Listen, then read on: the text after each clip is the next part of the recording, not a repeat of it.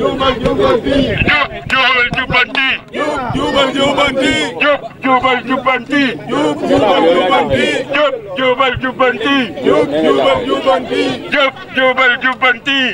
Jubal jubanti. Man maa ngi tudd Waly Ndiaye, secrétaire général du conseil de quartier Malamine Senghor.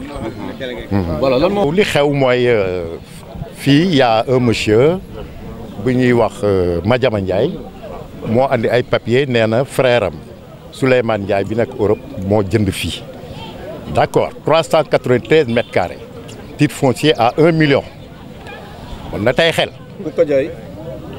ah am na leen daal dañ ko kaa jaay maa ngi bordereau analytique bi nag mi ngi sama poche ndax moo ko andi mi ngi sama téléphone mun ma ko génnee nii di ko wane d'accord mais daf ko jënd un triangle soo xoolee fii mooy mbedd bi jógee buntu dépôt ñëw ba fii dem ba angle Serigne Fallou ñëpp dañu aligné mais qu'est-ce qu'on a vu moom aligné wul te soo ko jëlee fee tali bi ñëw dugg nii sur son plan il a 24 mètres 41 ndax soo xoolee ci plan de masse bi il est aligné mais sur l'extrait de plan il n'est pas aligné dafa dugg nii yéen gis ngeen fu mu commencé implanté dugg te fii 24 mètres 41 moom mu bëgg ko ñëw sës ci kër gi donc là ça fait plus de 24 mètres 41 ça fait plus donc ñun loolu mooy suñu problème ak moom na jël li mu moom aligné ci fii ak fële prendre son triangle jàmm ne ñooy mu bàyyi suñu yoon mbedd bi la bëgg a fatt mbedd bi mooy dem ba cité Pilot waaw te mbedd bi monsieur le maire ñun dem nañu au niveau de la mairie ci SM bi mais ci SM nañu monsieur le maire moo ne ma mairie est ndax ci la ñu dépendre SM nañu maire en personne moo fi jaar benn guddi un dimanche mu gis ñu wërale ko ay zinc nee na mu woo ko ne ko angle ma loolu ñu fermé foofu lan la yëngu ko mu ne ko yëguma ko mu ne ko tu fais arrêter les travaux nañu arrêté liggéey bi donc ñun ba ñu demee dem ñu négocier mu naa def ñu may 3 mètres 4 mètres non lii ñuy combat bii ñu porté ñun du suñu combat waa koñ bi en fait mais c'est le combat de la commune mairie bi moom mbedd bi ndax man mbedd bi man kenn sañul tabax fii kenn sañul a génnee sa kër nii mu bañ a aligné fii commune bi moo ko moom combat bi ñu bëri donc c'est pour la commune bee ko moom waaw moom na jël li mu moom bàyyi ñëw suñu mbedd loolu tax na koñ bi yëpp tout le conseil de quartier est sorti tout le quartier est sorti. waaw seen papier authentique yi nga xam ne moo tracé quartier bi Kër Malamine Senghor 1964 fii mbedd la. bi 1964 la ñu dédommagé nit ñi fi nekkoon ñu dem seen yoon ñu jox leen seen i kër feneen mais on ne sait pas par quelle magie la ñu lijjantee ba amaat fii titre foncier waaw loolu la. foncier ban at la ko am. titre foncier bi en 2022. waay fii 2022 j'ai tout sama téléphone après dinaa leen ko jox naa bu tiré jox leen ko par WhatsApp waaw yëpp am nañ ko ñun parce que loolu sax moom moo ko andi ñun defaruñ ko moom moo defar son plan andi bordereau analytique bi daal di koy joxe donc fii ça fait 24 mètres 41 te benn loolu 24 mètres 41 day yegg ci digg tali bi une dame bu ñuy wax Aram Ndiaye au cadastre moom moo defar plan bi waaw. mais yéen bu leen déggee démarche yi ngeen fi def yëpp mel na ne waa jooju daa am ñu nekk si ginnaawam. parce que doy na waar quoi. yow nee nañu arrêté bañ demee SM lu ñu fa mujjee wax dafa nañu waa ji arrêteel yéen tamit bu leen ko yàqal dara seetaan leen ko arrêté yi na ñëpp arrêté man dinaa wax maire mu ñëw fii ak directeur cadastre ak directeur urbanisme ñu ñëw ñu xool ñu tranché ñun loolu lañ doon xaar ci attention boobu la ñu nekkoon mais qu'est-ce qu'on a vu tey ñu xëy ñu yeew gis ko mu ñu commencé di implanter ah non là on suppose. oui ah dem ngeen ci yoon. parce que suñu yoon mooy jël nañu avocat.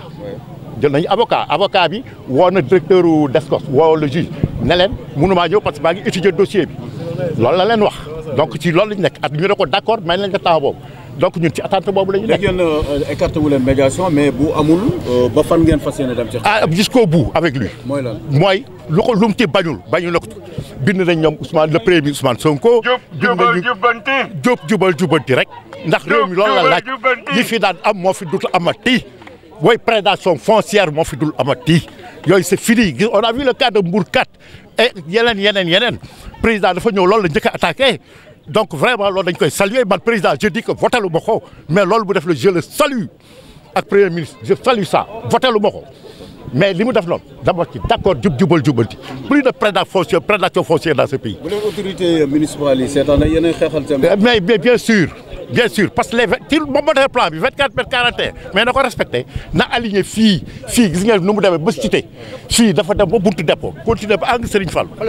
mais moom mu bañ a aligné. pourquoi bu ko yoon joxee dëgg ëllëg maanaam su ko yoon joxee ëllëg dañuy attaqué waat encore waaye on fait appel waaw merci beaucoup. Je m'appelle Issa Fall, professeur de mathématiques à la retraite. Je parle sous la supervision du chef de quartier, M. Doudou Mbaye. Quel quartier? Le quartier Keur Malamine Senghor. Effectivement, on s'est levé un matin, une tierce personne est venue prétextant que le terrain lui appartient et qu'il va construire sur le terrain et fermer la route de servitude, empêchant les populations de se déplacer normalement. Cette route-là existait depuis 1964, après avoir découpé la régie des chemins de fer. La route est passée. Lorsque la route est passée, on a dédommagé les habitants de ce milieu par 4 maisons. D'autres ont, en 1964, d'autres ont quitté pour aller habiter là-bas sans infraction. Mais d'autres sont revenus pour faire les restants, pour en faire des titres fonciers et le revendre prétextant que ça leur appartient. C'est ainsi que le nommé Madiama Ndiaye, sous la direction de son frère Souleymane Ndiaye, ont acheté le terrain à 1 million de francs. Je pense que si je dis 1 million, tout le monde doit s'interroger parce qu'un terrain en ville, en pleine ville, un titre foncier qui coûte 1 million, il y a anguille sous roche. La superficie 393 mètres carrés, c'est-à-dire 3 arts 93 centiares. Lorsqu'on a saisi le monsieur, on a essayé de le raisonner, on a essayé de négocier. En vain, il persiste, il signe. Lorsqu'on est parti au DESCOS, il a amené des papiers de l'archive nationale, ce qui n'est pas normal.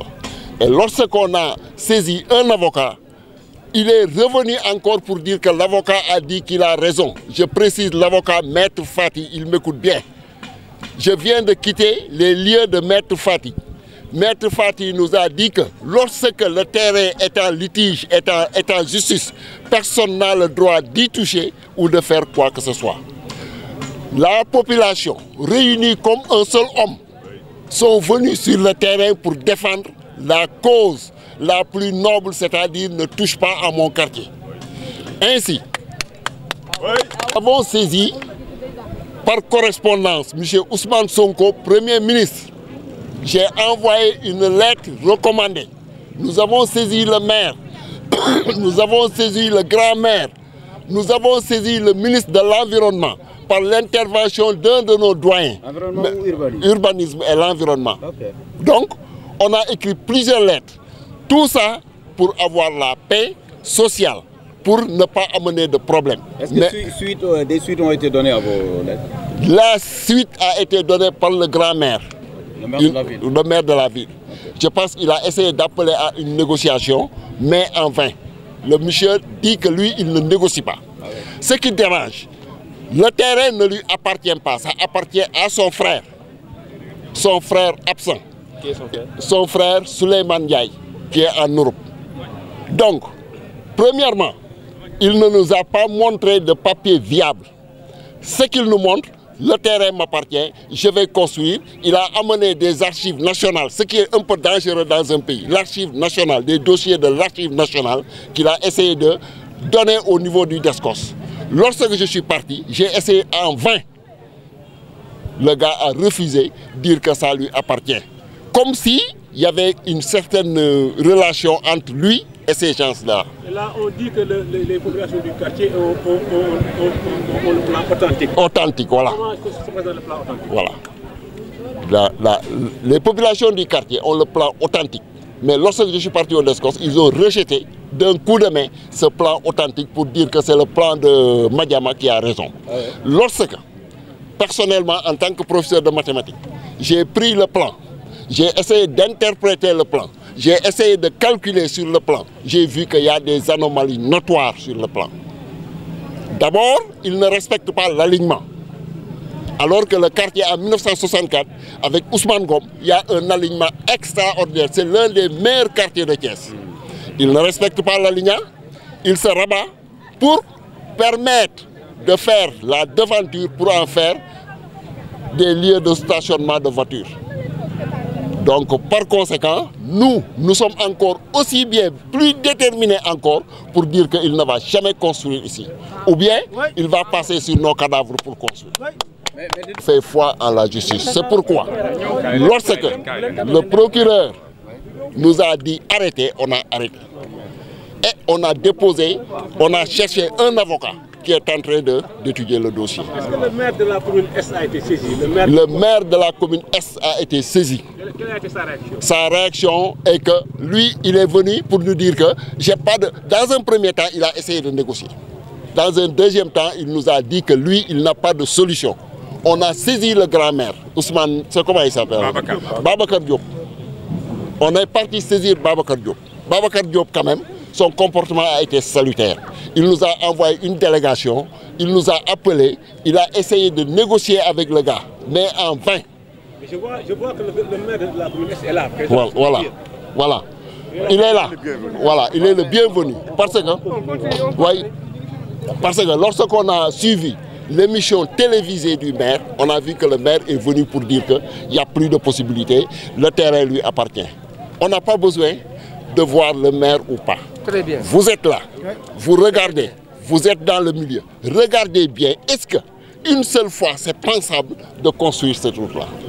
Là où c'est écrit rue 42, vous n'allez pas me dire que c'est la municipalité qui l'a écrit rue 42, vous revenez me dire que la municipalité vous dit qu'il faut construire. Ça, c'est une aberration. Et si la justice lui donne raison demain, quelle sera? La justice, bon, si la justice donne raison, à l'issue d'un procès, mais nous sommes tous derrière la justice, on accepte la justice. Mais en attendant cette audience-là, il n'a pas le droit de construire ici. Non. Okay. Il n'a pas le droit de construire, ni de venir sur les lieux, ni de menacer. Moi, personnellement, il me menace. Quelquefois, je reste le soir, il m'appelle pour me dire que demain, il est. Vous voyez ce que tu as fait? Je pars au niveau du DESCOS, je pars, je sors, il me donne tout ce que j'ai dit là-bas. Donc, vous voyez ce que ça fait? Ça dérange un peu, ce qui a révolté la population. Dans un premier temps, nous tous, on a appelé à la négociation. Il n'y a pas autre chose. Toutes les grandes guerres sont terminées par une négociation. Vous appelez au Djoub Djoubal? On appelle au Djoub Djoubal Djoubanti.